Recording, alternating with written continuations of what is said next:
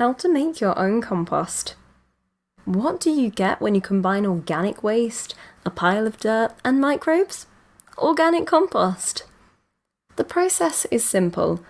Add your food scraps to the pile with some soil or other organic material.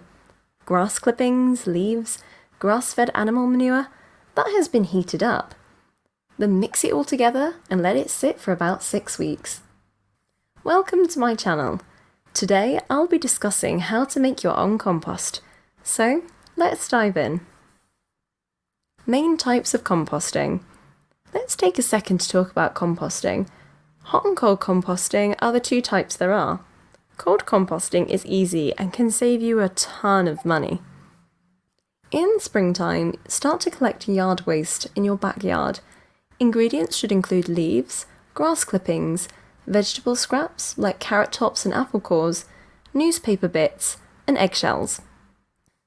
Over time they would decompose on their own without any help from you at all. Perfect for those folks with less space like apartments or townhouses who can't possibly have a garden plot but still want access to fresh produce. Hot composting, on the other hand, is a more intensive process that requires the addition of nitrogen-rich materials like manure, food scraps, and leaves.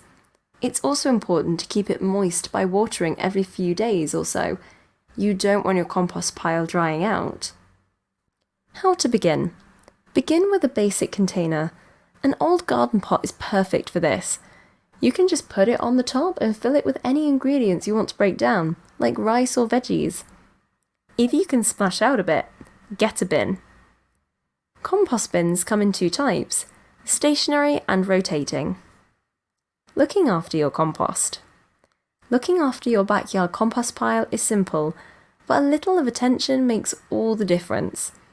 Add materials often to provide the bacteria with some fresh food and insulation for their process. Okay, that just about wraps things up for the video today. Don't forget to like this video, subscribe and leave any comments below, and I'll see you later.